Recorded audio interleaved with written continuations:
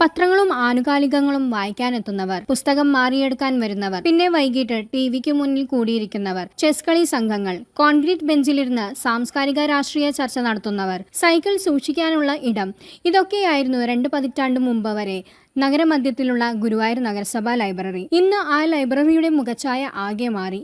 പത്രങ്ങളും ആനുകാലികങ്ങളും വായിക്കാനെത്തുന്നവർക്കൊപ്പം തന്നെ വിവിധ മത്സര പരീക്ഷകൾക്ക് ഒരുങ്ങാനെത്തുന്നവരുടെ ആശ്രയ കേന്ദ്രം കൂടിയാണ് ലൈബ്രറി ഇപ്പോൾ. രാവിലെ 8 മുതൽ രാത്രി 8 വരെ ഇവിടെ ഇരുന്ന് എല്ലാ ദിവസവും പഠനം നടത്തുന്നവരുണ്ട്. ഇവർക്ക് ആവശ്യമായ റെഫറൻസ് പുസ്തകങ്ങൾ ലൈബ്രറിയിലുണ്ട് എന്നതാണ് പ്രധാന ആകർഷണം. ഒരു ദിവസം 60ഓളം പേർ ഇത്തരത്തിൽ ലൈബ്രറിയിൽ എത്തുന്നുണ്ടെന്ന് പുസ്തക വിതരണത്തിന് സഹായിക്കുന്ന ഷീജ മണിയും നബീസയും പറഞ്ഞു. വായനശാലയെ ആശ്രയിക്കുന്ന പഠിതാക്കൾക്ക് ആവശ്യമായ സൗകര്യങ്ങൾ നഗരസഭ ഒരുക്കി കൊടുത്തിട്ടുണ്ടെന്ന് ചെയർമാൻ എം കൃഷ്ണദാസ് പറഞ്ഞു.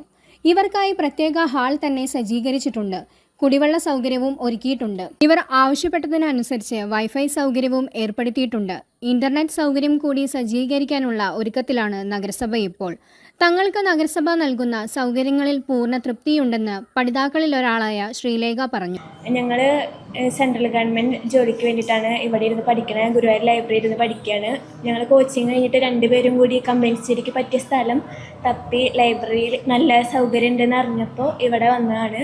ഇവിടെ രാവിലെ 8 മണി തൊട്ട് രാത്രി 8 മണി വരെ ഇരിക്കാനുള്ള സൗകര്യം എല്ലാം ചെയ്തു തരുന്നുണ്ട്. അതേപോലെ തന്നെ നല്ല അറ്റ്മോസ്ഫിയറാണ് പഠിക്കാനും ബാക്കി എല്ലാ കാര്യത്തിനായാലും. ഞങ്ങൾക്ക് വൈഫൈ ഉണ്ടായിരുന്നില്ല ഇവിടെ. ഞങ്ങൾ പിന്നെ അപേക്ഷിച്ചപ്പോൾ അത് അവൈലബിൾ ആക്കി തന്നു. അതേ അഭിപ്രായം തന്നെയാണ് കൂട്ടുകാരിയായ കാവ്യയും GC ന്യൂസുമായി പങ്കുവെച്ചത്. ഞങ്ങളിവിടെ കുറച്ച് നാളായി വന്നു തുടങ്ങിയിട്ട് ഞങ്ങൾക്കിവിടെ നല്ല രീതിയിൽ തന്നെ പഠിക്കാനായിട്ട് പറ്റുന്നുണ്ട്. ഞങ്ങളെപ്പോലെ തന്നെ കുറേ കുട്ടികളോട് വരുന്നുണ്ട്. നല്ല രീതിയിൽ കുഴപ്പമില്ലാതെ പഠിക്കാനായിട്ട് പറ്റുന്നുണ്ട്. പിന്നെ ഇവിടുത്തെ അറ്റ്മോസ്ഫിയർ ആയാലും കുഴപ്പമില്ല. ഞങ്ങൾക്കിവിടെ വൈഫൈ ഒക്കെ അവർ ഒരുക്കി തന്നു. അതുകൊണ്ട് ഇപ്പോൾ നല്ല രീതിയിൽ പഠിക്കാനായിട്ട് പറ്റുന്നുണ്ട്, കുഴപ്പമില്ല. ഗുരുവായൂരിൽ നിന്ന് അകലെയുള്ള പ്രദേശങ്ങളിൽ നിന്നുള്ളവർ പോലും ഇവിടെ കമ്പൈൻ സ്റ്റഡിക്കായി എത്തുന്നുണ്ട്. വായനശാലയെന്ന പേരിനൊപ്പം പാഠശാലയെന്ന് കൂടി ചേർക്കേണ്ട നിലവാരത്തിലാണ് നഗരസഭാ ലൈബ്രറി ഇപ്പോൾ. ഗുരുവായൂർ ടൗൺഷിപ്പ് ആയിരുന്ന കാലത്ത് 1975 ലൈബ്രറി നിർമ്മിച്ചത്. മന്ത്രിയായിരുന്ന അവക്കാദർകുട്ടി നഹയായിരുന്നു ഉദ്ഘാടകൻ.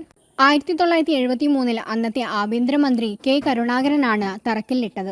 ഗുരുവായൂർ സത്യാഗ്രഹത്തിന്റെ തുടർച്ചയായി ഗാന്ധിജി 1934 ജനുവരി 11 ഗുരുവായൂരിലെത്തിയപ്പോൾ പ്രസംഗവേദി അന്ന് പാടമായിരുന്ന ഇന്നത്തെ ലൈബ്രറി അങ്കണമായിരുന്നു.